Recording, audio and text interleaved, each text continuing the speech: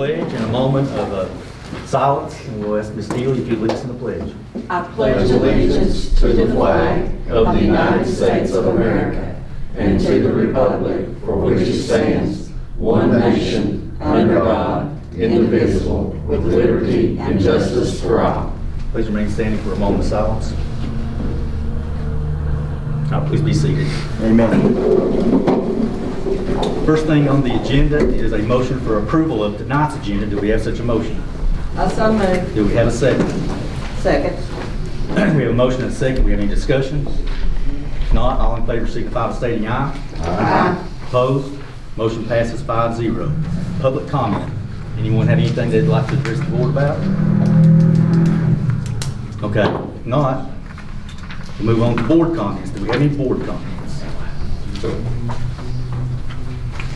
I noticed that Linwood Holton will be having their meeting Tuesday, so I will either be attending by way of phone or actually go there. Okay. Now we move on to the consent agenda, which entails approval of minutes from the March 10th, 2022 budget meeting and regular meeting, and the March 29th, 2022 public hearing for fiscal year 2023, approval of claims and expenditures, special education annual plan for 2022-2023, approval of VSBA updates to school board policy, approval of update to school board policy EI-BR, GCBC-BR1, GCBD-BR, and IICA-SR, Head Start Policy Council community representatives, approval of a field trip for CTC State FFA tractor drive competition in Harrisonburg, Virginia, approval of fiscal year 2023 health insurance rates, approval of disposal of surplus property for school board policy DN, disposal of surplus items, approval of summer school dates, May 31st, 2022 through June 16th, 2022, approval of purchase of modular units at Elydale and Elk Knob, and finally, approval of authorization for the division superintendent to fill vacancies existing or occurring between April 15th, 2022 through May 12th, 2022. Do we have such a motion? I'll make a motion. Do we have a second? Second. Do we have any discussion? Not, I'll signify approval by stating aye. Aye. Any opposed? Motion passes 5-0. Now we go to reports of the board. Any reports? No report, but I'll say happy Easter to everybody. Okay. Should have done that board comment, I guess. I'll second that. Next we move on to reports of the division superintendent, Mr. Dean. Thank you, Mr. Chairman, members of the board. The Kingsport Times News drawing cards this month, all of those came from Dryden. So congratulations to those students, and I encourage you to flip through those and look at those. The Kingsport Times News Ride-On program, Jonesville Middle and Pennington Middle had entries this month. Our enrollment is 2779. It's down 3 from last month. We've lost a little bit all year long. It's kind of went stabilized the last few months, but it's going to go down.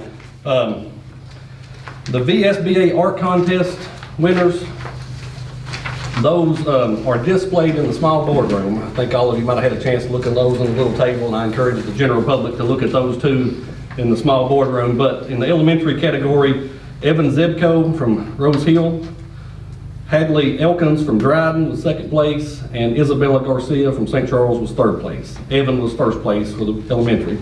Middle school winners, first place was Hunter Davis from Jonesville Middle. Jaylee Ellswick was second place, Elydale Middle. Charity Lowe was third place from Elydale Middle. And then we had one entry for high school. Jordan Shepard was the winner from Lee High. So please encourage you to look at all of those. We have an update from the Career and Technical Center Advisory Committee. I believe tonight we've got Mr. Sidney Cobb with us. There is a letter that Mr. Phil Hensley, the chairman, sent. I think everybody should have a copy of that in your packet. But I'll ask Mr. Cobb if he wants to come up and say a few words tonight to go along with Mr. Hensley's letter. Well, thank you, Mr. Dean and members of the board. If I were to ask you the rhetorical question of, if you were to go home tonight and post on your Facebook, what do we need in Lee County? I think you'd find that almost every answer that you got, from we need more jobs to we need better jobs to we need more workers, we need more places to eat, 90% of your answers would in some way deal with the economy one way or another. And if you think about what the entities are within the county that can affect the local economy the most, it's really the Board of Supervisors, the Economic Development Authority, and this board in particular as it relates to the VOTEC school. And I think what you'll find when you have conversations with people about the local economy and what do we need in the business world, and the conversation that I have over and over again with the clients that I have that are in business, is there's not enough people to work.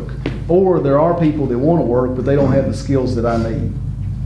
And so the Virginia Department of Education has come up with something called VOTEC Advisory Committees, and in there, they've got a handbook on it that outlines kind of the purpose and what you're supposed to do in the committee. And this is from the handbook itself. It says an advisory committee is essential to local CTE administrators as they establish and operate an up-to-date CTE program, seeking the advice of community business and industry leaders who have first-hand knowledge concerning current business trends, technological demands, and realistic job requirements, creates effective communication lines between education and the world of work. This communication system enables CTE students to receive instruction based on input from people who have practical, everyday occupational knowledge of the skills needed in the workplace.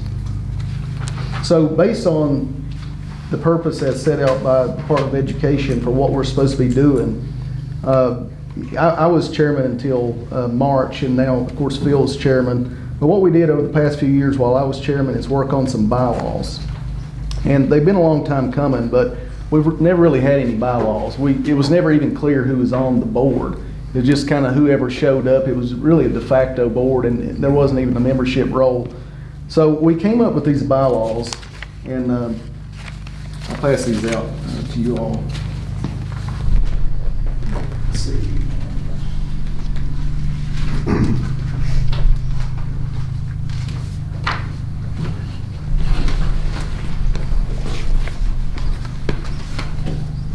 We came up with these bylaws, and I want to point out, actually I kept one too many, a few of the things that I thought were important from the bylaws, especially as it relates to you all. So the committee now will be made up of people that you appoint to it. So at the top of the page, you'll see each school board member may appoint 2 members from the county at large. Doesn't have to be from your district. And each member may serve 2-year terms. So to get things started, because we don't want everybody to be going off of the board at the same time, my advice would be to, in the beginning, appoint 1 person for a 2-year term and 1 person for a 1-year term to get it staggered. Also, I want to point out to you a few of the things that the advisory committee is supposed to do.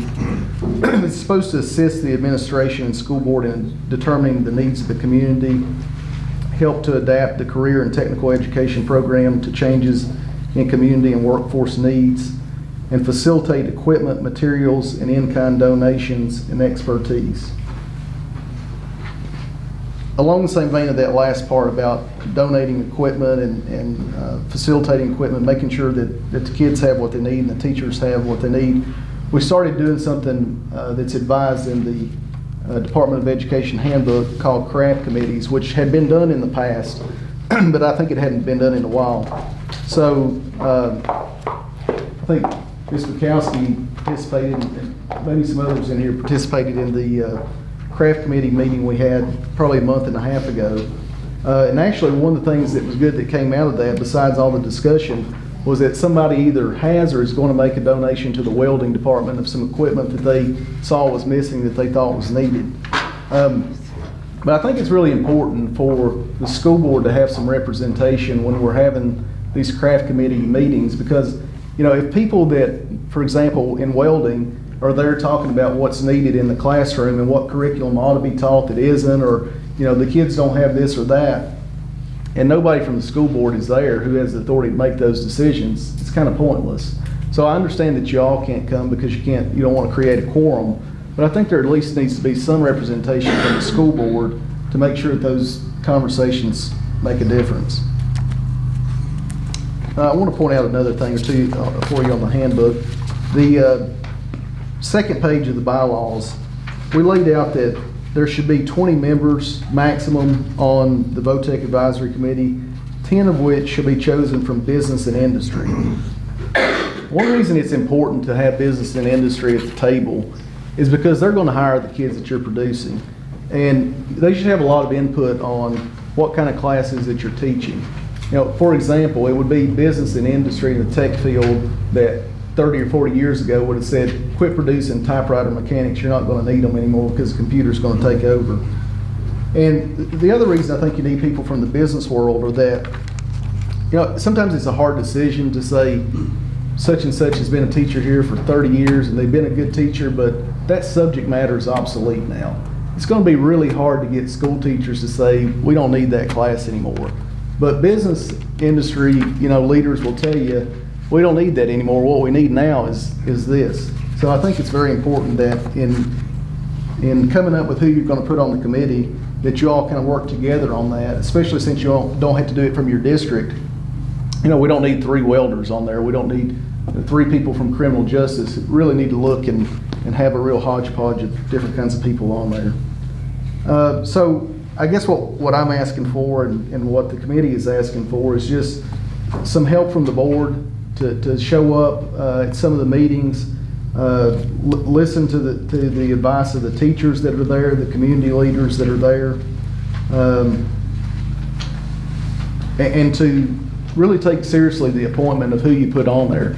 Because I truly think that this is one of the most important functions in local government, is to make sure that the VOTEC school is producing who we need. Because, you know, we've had the conversation, you know, some of us on the board have had the conversation, you know, why don't we have enough masons? Why don't we have enough of this and that? And I saw Mr. Kidwell posted the other day about the need for truck drivers. We all know what we need, but who's responsible for making sure that that's produced? It's the VOTEC school, in large part. That's all I have. Do y'all have any questions for me? Yes, truck drivers, masonry guys, anything that involves work is needed everywhere across the country at this point, and I agree. Would the board supervisor be interested in doing anything jointly with us? Yeah, and for a project that you know of? I can't speak for all of them, but right. I can speak for 20% of them, and you know, they believe that, and I've mentioned this in some of our advisory meetings, that what if we had an incentive for, you know, part of the problem is I understand from Mr. Long, is that when you ask kids what classes they want to take, there are certain things such as plumbing that it doesn't score very high on interest. Well, if you'd asked me in 9th grade if I wanted to take English, I'd have told you no, but I had to. And so it can't be totally determinative what they want. It's got to be what they need. And right now there's 46 offerings. When you have 46 offerings at the VOTEC school, they're going to gravitate to the easier classes. I mean, just like I did in college. I mean, you take as much easy stuff as you can. So I think we've really got to hone in on what it is we're offering. And I think they'll have to pick some of the stuff that's harder, but that they can actually use when they get out. So I guess to answer your question directly, yeah, I think we should incentivize some of these things that are not being taught as much. I know in the CDL world now that they changed the law in February that you have to go to school, I don't know how long, to be able to obtain a CDL license now. Used to, you didn't have to do that. I've asked Mr. Dean, he's talked to Mr. Long, I don't know where we're at with it, but if we can even do it or not, the driving part, but. We're looking into it, but there's a legal issue and then also an issue of trying to find a truck. Yeah, I mean, and that's where the board of supervisors come in and help. I knew it was money.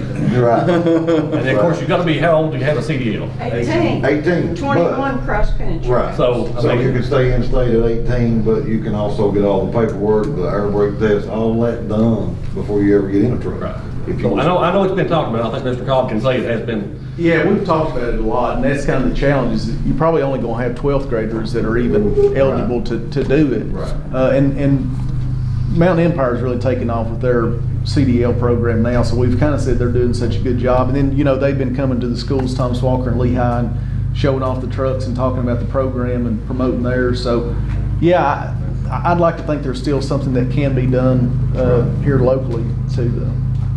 I did change jobs, and since then, this guy in North Carolina bought the business I work for. It's actually in Rose Hill. We employ about 30 people in Rose Hill. Need a driver right now, need workers right now. A lot of need draftsmen, to design trusses. That's what we do. But it was amazing to me the amount of business that's done right down there. Just about all these big cabins you see in Pigeon Forge and Gatlinburg has got Rose Hill trusses in. And the tri-state area, nothing obviously in Lee County. Everything goes out of here. But there is business here, there's jobs here, but you gotta have the people that's qualified to get them. That's the bad part. And I agree. I'm glad you mentioned plumbers, because I talked about that, we talked about it before, because it's hard to find a plumber. And I know the comment was made that they couldn't find students, but that's where you need to guide them and tell them how much the potential is there for making money. I agree. And then Mr. Cobb, I don't know if you saw the letter Mr. Hensley sent, if you saw. I did not. I mean, I saw it up there, but I didn't read it yet. So I know Mr. Hensley had mentioned that, used to the Career and Technical Center built houses. And we don't have the same amount of teachers that we had then, especially in the building trades with masonry and some of that. But in his letter, he was asking the school board to possibly consider a line item to maybe build a tiny home or a house that they could sell. May have to get some money from the Board of Supervisors. We would sell the home, pay you all back, and then anything that was left over would go toward that project to continue. And it would take a couple of years to do it because, with just building trades and carpentry, it would be hard with the number of students, but just want to make sure you had a chance, and I can give you a copy of his letter if you want it. Yeah, that's something we talked about quite a bit. I think in the last meeting, we actually talked about building full-size houses. And I don't think anybody in there knew it besides Phil, but he says that the school system actually owns property across the 4-lane from the tennis courts still. And I looked it up and they actually do. And so he was saying that I think the intent of that originally was to do the same thing that Lehigh did maybe back in the early 90s on building houses up Sulphur Spring. He said I think the last 3 houses before the 90-degree turn up Sulphur Springs were actually built by the Votech School and then sold off. So we were all pretty supportive of that, and I think it's helpful. I hired one of the kids that graduated last year from the Votech School that took building trades and carpentry and stuff, and he said, it was good actually taking the stuff and being able to apply it, because it's pretty hard to apply it in the classroom. So yeah, I think that's a good idea, and I don't think there was any opposition in our meeting to doing something like that. And I'd just say we probably need your help as a board supervisor with the funding, because way materials cost and everything else, it would be hard for to get a start. But if we could work together on that, I think that's an option that we could look at doing. And I think Ms. Belcher and Ms. Gerald have been attending on the central office side to your all's meetings, so we've been represented that way. But I think we've got a lot of good things going, and we can continue that way. Yeah, agreed. Anybody else? And maybe possibly some of the things might not be relevant to this day and time. I mean, I'm not sure of the whole process, but there might be a class or two that we don't need. Yeah, I think you'll find there's a few. I think so. Thank you. All right, thank you all. And I'll share this with you all right now. I think this goes along with it. I asked Mr. Long to send me a list of winners that the Career and Technical Center has recently had. DECA winners was Morgan Graham in the selling category. These are state champions, to my understanding. Jacqueline Hurd in apparel and accessories. Jalen Hall in restaurant and food service management. Talmadge Gunner, quick service restaurant management. In the Skills USA competition at the state level, Colin Long got second in power equipment technology. Jacob Ely got third in power equipment technology. And Tyler Bales was third in technical drafting. At FCCLA competition, Haley Haynes was first place in the repurpose and design. She'll be going to the Nationals. I think the Nationals is in San Diego. Sophie Smith was first in repurpose and design, again going to the Nationals. And Savannah Smith was first place in job interviews. So I think we've got a lot of good things going on at Career Technical Center, and I just wanted to share that information with you.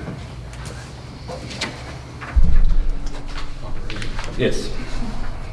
Operations update, that's in your packet. Let you know what maintenance has been working on. Got a lot of stuff going on, as you all know, boilers, roofs, just things everywhere, and as the weather changes, we'll get more roofs going. I think they told us we might be starting on Lehigh's roof next week, so looking forward to that progress. Transportation update is in your packet.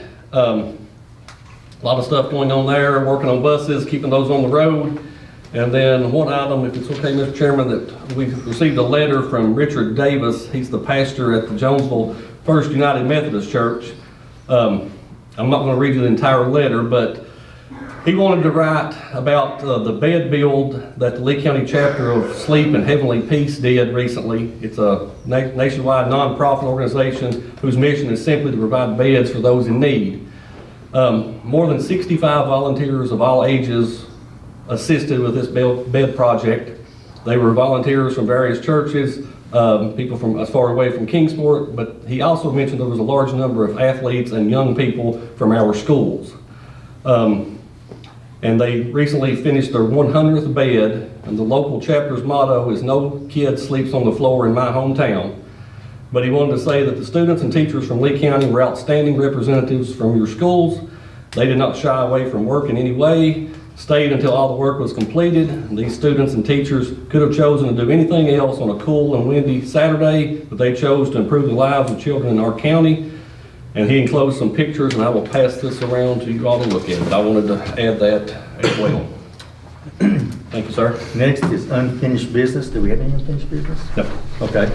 Next, we'll move to action discussion items. Action item A is action, if any, to issue requests for proposals for the following bid processes for fiscal year 2023. Coal, propane, copy paper, dairy products. Mr. Chairman, we're asking to allow us to do requests for proposals on those. Coal and propane fluctuate so much, we've only had vendors give us a 1-year contract on those, so we have to bid them every year.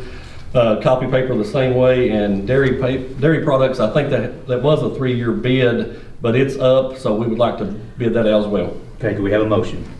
Awesome. Second. Second. Any discussion?